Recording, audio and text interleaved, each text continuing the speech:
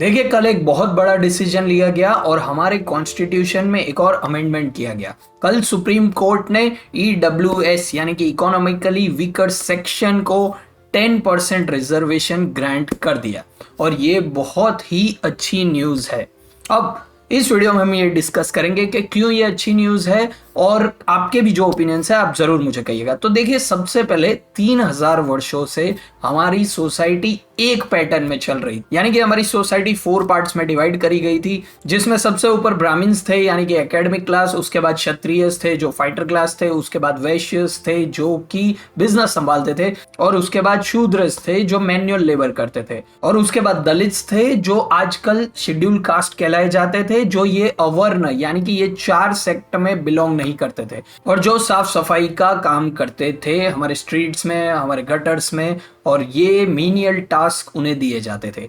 तो around 3000 years तक ये सब चल रहा था और जब 1947 में देश हमारे हाथों में दिया गया तो हमें वो देश चलाने के लिए एक सेट ऑफ रूल्स बनाने होते हैं। देखिए, कोई भी सिस्टम चलाने के लिए एक सेट ऑफ रूल्स चाहिए, तो एक देश चलाने के लिए तो कितने सारे सेट ऑफ रूल्स चाहिए। और इस वीडियो में हम वो बात नहीं कर रहे कि कौन रूल फॉलो कर रहा है, कौन नहीं कर रहा है, किसको पनिश करना चाहिए, किसको नहीं, वो एक अलग टॉपिक है। पर एक देश चलाने के लिए एक स्ट्रक्चर चाहिए और एक सेट ऑफ रूल्स चाहिए, और तभी एक कंट्री प्रॉपर्ली फंक्शन कर सकता है इस ग्लोबल इकोनॉमी में। तो 1947 में जब BR अम्बेडकर जी को ये कहा गया कि आपको भारत का कॉन्स्टिट्यूशन डिजाइन करना है, तो उस समय अम्बेडकर जी ने रिजर्वेशन दिया और ये सब उस टाइम के लीडर्स यानी कि महात्मा गांधी जी, जवाहरलाल नेहरू, सरदार पटेल, ये सब लोगों ने इसे अलाउ किया। क्यों? क्योंकि 3000 ईयर्स की हिस्ट्री में जिन लोगों के साथ गलत हो रहा था, जैसे कि शेड्यूल कास्ट हो गया, शेड्यूल ट्राइब हो गया, तो उन लोगों को भी नेशन बिल्डिंग के प्रोसेस में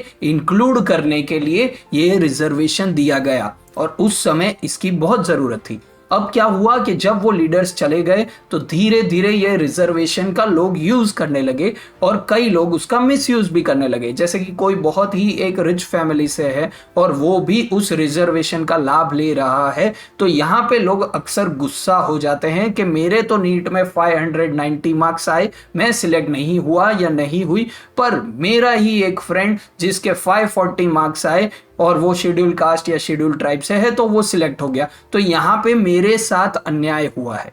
ये फीलिंग इंडिया में बहुत कॉमन है। पर यदि आप 3000 ईयर्स की हिस्ट्री निकाले तो उन लोगों के साथ भी बहुत अन्याय हुआ है और उसको लेवल प्लेइंग फील्ड करने के लिए ये रिजर्वेशन का कॉन्सेप्ट लाए। अब परसेंटेजेस थोड़े बहुत अप डाउन किए गए हैं, जैसे कि 27% रिजर्वेशन ओबीसी को दिया गया है और ओबीसी वाले आज भी कह रहे हैं कि हमें और रिजर्वेशन चाहिए। क्यों? क्योंकि वो फील करते हैं कि काफी कास्ट ओबीसी में इंक्लूड कर दी है और उनका परसेंटेज कम है। तो देखिए, पुराने सिस्टम और नए सिस्टम में दोनों में एक प्रॉब्लम है, और वो प्रॉब्लम क्या थी कि अभी तक रिजर्वेशन कास्ट के बेस पे यानी कि बर्थ के बेस पे दिया जा रहा था कि यदि आप SC ST OBC हैं तो आपको रिजर्वेशन मिलेगा।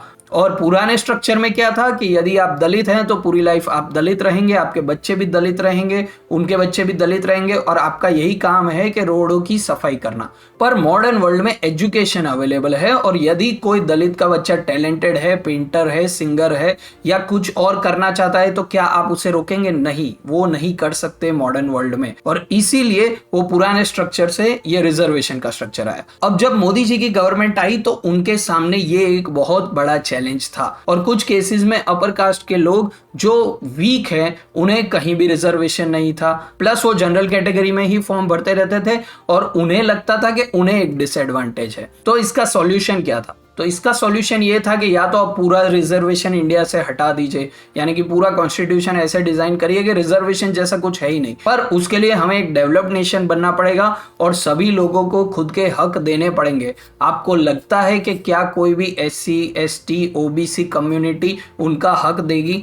क्या कोई भी इंसान जिससे गवर्नमेंट मेडिकल कॉलेज में एडमिशन मिला है वो उसकी सीट दे देगा आपको? नहीं, कोई नहीं देगा। तो दूसरा ऑप्शन क्या है? यानी कि एक इकोनॉमिकल बेसिस पे फाइनली रिजर्वेशन दिया जाए। आप कहां बॉर्न हुए हैं, आपके पेरेंट्स किस कास्ट से है, उस बेसिस पे नहीं, और ये है एक पॉजिटिव मूव। अरे जरा बारी बारी से आने दो।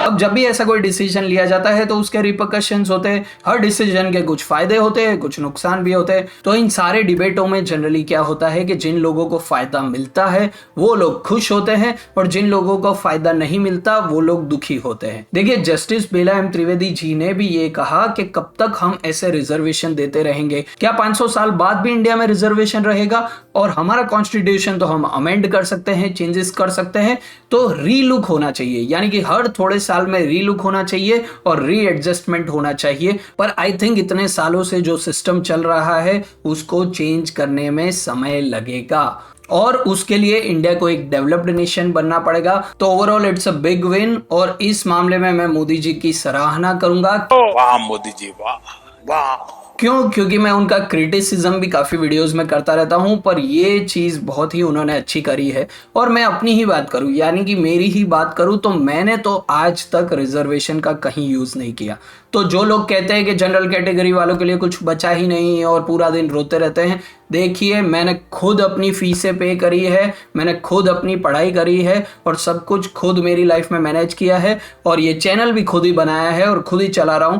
तो ऐसा तो है नहीं कि जनरल कैटेगरी के साथ कुछ बुरा हो रहा है। देखिए, बहुत ही बैलेंस्ड लाइफ है। और देखिए, ये change the right to live with human dignity जो हमारे कॉन्स्टिट्यूशन में आर्टिकल 21 में लिखा गया है उसे मैग्नीफाई करता है। यानी कि जो एकदम गरीब रह गया है, चाहे वो अपर कास्ट से है, तो उसे भी अपॉर्चुनिटी मिलेगी। जो वर्ण सिस्टम के अकॉर्डिंग SC STs पे ऑपरेशन हुआ था उन्हें भी राइट है और इवेंचुअली OBCs को भी राइट है और जनरल को भी राइट है। तो overall it's a very good move and I fully support it. और आज के लिए इतना ही, फिर मिलेंगे, नमस्ते।